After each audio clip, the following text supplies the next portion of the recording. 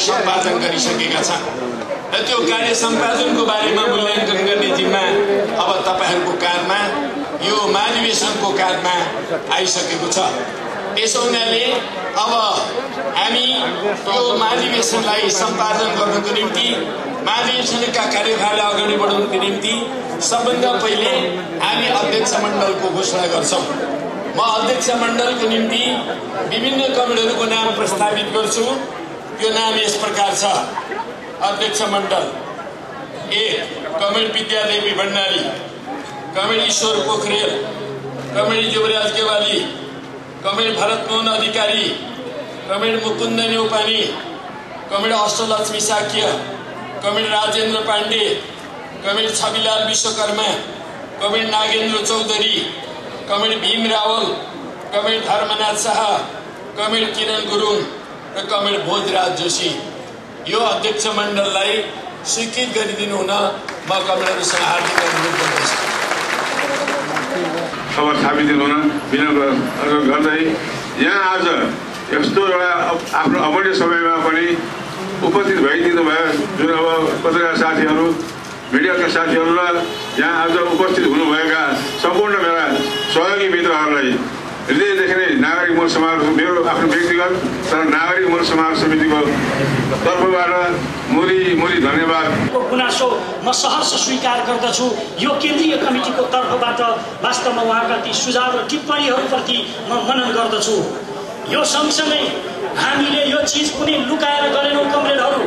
यो चीज हामीले एक सप्ताहमा हामीले साप्ताहिक श्रृङ्खला अन्तर्गत महाधिवेशन मूल व्यवस्थापन समितिको तर्फबाट विधिवत रूपमा जानकारी गराउँदै आयौं। हामीले भन्यौं अब हाम्रो यसपटकको महाधिवेशन यस किसिमले गर्छौं भनेर सारा संसार क्षेत्रलाई हामीले जानकारी गरायौं। हामीले सबै एमाले बोलाएर विधिवत रूपमा जानकारी गरायौं। यसपटकको महाधिवेशनमा हामी यस्तो गर्छौं भनेर जानकारी गरायौं। मेरो यो स्पष्ट यो मनसाय पनि होइन र हामीले त्यो अभ्यास पनि गरेनौं कमरेडहरू। तर वास्तवमा एउटा कम्युनिकेसन ग्याप भयो। हाम्रो बुझाइ, हाम्रो आग्रह र बुझ्नुपर्नेहरूले ठिक ढङ्गले बुझ्नु भएन कि भन्ने लाग्यो। त्यही सिलसिलामा हिजो कतिपय हाम्रो यो उद्घाटन सत्रभन्दा बाहिर केही अप्रिय प्रसङ्गहरू पनि आए। त्यहाँ हामीले सुन्यौं। हामीलाई सुन्दा पनि यो बडो पीडा बोध भयो। तयार गरिएका गेटहरू भत्काइए। यो कसरी सहन सकिन्छ? एमालेको कोही सदस्य हो, कार्यकर्ता हो, समर्थक हो भने पार्टीको आफ्नो प्रिय झण्डा जलाउन सक्दैन। यदि पार्टीको प्रिय झण्डा कसैले जलाउँछ भने म यहाँलाई भन्न चाहन्छु त्यो एमाले किमार्थ पनि हुन सक्दैन। एमालेलाई जिन्दाबाद भनेर पार्टीको झण्डा जलाउने कोही छ भने त्यो एमाले हुन सक्दैन। यो दुःखद कुरा मैले तपाईहरुलाई आउँदा पनि झन्नै हुलहुच्चतको स्थिति रह्यो।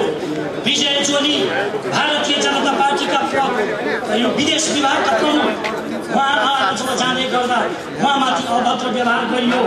हामी वास्तवमा त्यो व्यवहारप्रति लज्जाबोध गर्छौं र त्यस्तो व्यवहारप्रति खेद व्यक्त गर्छौं र हामीले भनेका छौं कि पार्टीका असन्तुष्टिका विषय होइनन् र हुन सक्दैनन्। पार्टीका असन्तुष्टि स्वीकार गर्दैन कमरेडहरू। त्यो त्यस किसिमको अभ्यास हाम्रो लागि किमार्थ स्वीकार हुन सक्दैन। प्रतिष्ठा जसरी बढ्दैछ यो एमालेको बढिरहेको प्रतिष्ठामा आँच पुर्याउने कहीँ एउटा षड्यन्त्र त होइन। हामीले त्यसप्रति पनि खबरदारी गर्नुपर्ने जरुरत छ कमरेडहरू। अपराधी खालको कुराहरू छ भने त्यो छानबिन गरिनु पर्दछ र वास्तवमा पार्टी पंक्तिभित्रको असन्तुष्टि विरोधको कुरा हो भने कोही बात छैन, हामीले आत्मालोचित पनि हुनु पर्ला। तर अपराधी कुराहरू गरिएका छन् भने ती छुट हुँदैनन्, क्षम्य हुँदैनन्। ती कुनै हालतमा पनि वास्तवमा माफी दिन लायक विषय होइनन् र हुन सक्दैनन्। हामीले उद्घाटन सत्र सम्पन्न गर्यौं र यो उद्घाटन सत्र सम्पन्न गरेर आज बन्द सत्र हामी प्रारम्भ गर्दैछौं। परिसरभित्र यो बन्द सत्रभित्र र महाधिवेशनको परिसरभित्र कसैको पक्ष वा विपक्षमा भोटिङ गर्न र होहल्ला गर्न रोक लगाइएको छ।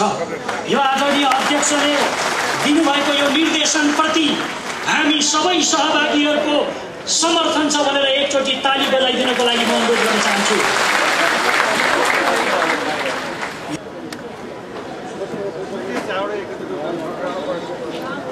बसिरहँदा हिजो 8औं राष्ट्रिय महाधिवेशनमा हामी कुन अवस्थामा थियौं, अहिले हाम्रो यो महाधिवेशनमा हाम्रो स्थिति के हो, कमरेडहरूलाई म पछि हाम्रो विधान संशोधन या संगठनात्मक प्रस्तावमा पनि केही कुराहरू आउला, तर म केही तथ्याङ्कगत हाम्रो यो उपस्थिति जना अनुशासन आयोग 16 जना, केन्द्रीय लेखा परीक्षण आयोग 15 जना, निर्वाचन आयोग 13 जना, केन्द्रीय सल्लाहकार परिषद 68 जना, ज्येष्ठ कम्युनिस्ट मञ्च 28 जना, पार्टी केन्द्रका विभिन्न विभागहरूबाट प्रतिनिधित्व गर्ने कमरेडहरू 21 जना, जनवर्गीय संगठनबाट प्रतिनिधित्व गर्ने 179 जना, केन्द्रीय कार्यालयबाट 2 जना, अञ्चल समन्वय कमिटीहरूबाट 17 जना, मेची अञ्चलबाट 119 जना, कोशी अञ्चलबाट 149 जना, सगरमाथा अञ्चलबाट 87 जना, जनकपुर अञ्चलबाट 86 जना, नारायणी अञ्चलबाट 141 जना, बागमती अञ्चलबाट 131 जना, उपत्यकाबाट 107 जना, गण्डकी अञ्चलबाट 132 जना, धौलागिरी अञ्चलबाट 46 जना, लुम्बिनी अञ्चलबाट 188 जना, राप्ती अञ्चलबाट 72 जना, कर्णाली अञ्चलबाट 53 जना, भेरी अञ्चलबाट 121 जना, सेती अञ्चलबाट 104 जना, महाकाली अञ्चलबाट 61 जना, सम्पर्क समन्वय कमिटी अन्तर्गत 34 जना, भारत प्रवासबाट 29 जना, भारत प्रवास क्षेत्र बाहेक त्योभन्दा बाहिरको प्रवास क्षेत्रबाट 22 जना, यसरी महिलाहरू 465 जना र पुरुषहरू 1712 जना, जम्मा 2176 जनाको यो बन्द सत्रमा उपस्थिति रहेको म जानकारी गराउन चाहन्छु। र यो हामी प्रतिनिधि छनौटको मिति तय गर्यौं। पार्टी केन्द्रीय कमिटीको तर्फबाट पार्टी अध्यक्षले निर्देशन जारी गर्नुभयो। प्रतिनिधि छनौट भइसकेपछि विधिवत रूपमा संगठन विभागमा फारम भरेर औपचारिक रूपमा पठाउनुहोस् भनेर भनियो। को कमरेडहरूलाई पर्छ म जान्दिनँ, तर मैले अलिअलि आलोचना गर्न चाहेकै हो। कतिपय ठाउँबाट अहिले बिहानसम्म पनि फारम भर्ने काम जारी छ, जसले गर्दा हाम्रो यो सचिवालय काम गर्ने कमरेडहरू, खास गरी कमरेड अष्टलक्ष्मी साख्यालाई त्यसले समस्या पर्यो। संगठन विभागमा व्यवस्थित अभिलेख राख्न सकिएन। यस्तो किन हुन्छ? हामीहरूभित्र यो समस्या तल भएका कुराहरू जस्ताको तस्तै माथि रिपोर्ट किन गर्दैनौँ? माथिको निर्देशन जस्ताको तस्तै तल किन लागू गर्दैनौँ? मैले सबै ठाउँमा आलोचनाको हिसाबले यो कुरा उठाएको होइन। कमरेडहरू, यहाँ समस्या के पर्यो भने समयमा नआउने हो भने प्रतिनिधित्वको लागि गाह्रो हुन्छ। यही गाह्रो भयो कमरेडहरू यहाँ अहिले। त्यसकारणले अहिले पनि केही कमरेडहरू बाहिरै रहनु परेको हुन सक्छ। हिजो त्यसरी नआएको कारणले अस्थायी प्रतिनिधि परिचय पत्र बनाउनु पर्यो कमरेडहरूले। यो अस्थायी परिचय पत्र लिएर कोही कमरेडहरू यहाँ बस्नु भएको छ भने उस्तै छ। झुक्क्याएर, माफ गर्नु होला मैले आक्षेप गरेको होइन, झुक्क्याएर यस्तै हिजो अस्थायी परिचय पत्रको आधारमा कोही यहाँ बस्नु भएको छ भने कृपया उहाँहरूलाई यहाँ बस्ने अनुमति हुँदैन। यहाँ बस्ने यो औपचारिक ढङ्गले प्रतिनिधि कमरेडहरू जसले यो परिचय पत्र पाउनु भएको हुन्छ त्यस्तो कमरेडहरूले मात्रै यो बन्द सत्रमा प्रवेशको लागि अनुमति छ।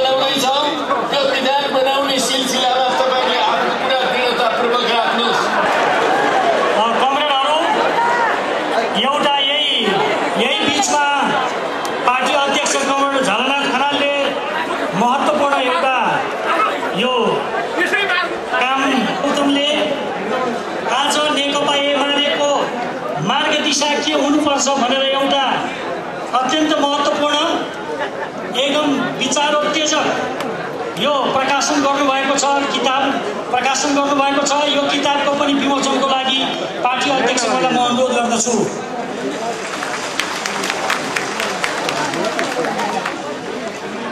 यस्तै पार्टी केन्द्रीय कमिटीका सदस्य कमल केशवलाल श्रेष्ठले वर्तमान नेपाली समाजको सामाजिक आर्थिक रूपान्तरणको मार्गदिशा नामको किताब प्रकाशन गर्नुभएको छ। यसको पनि विमोचनको लागि म अनुरोध गर्दछु।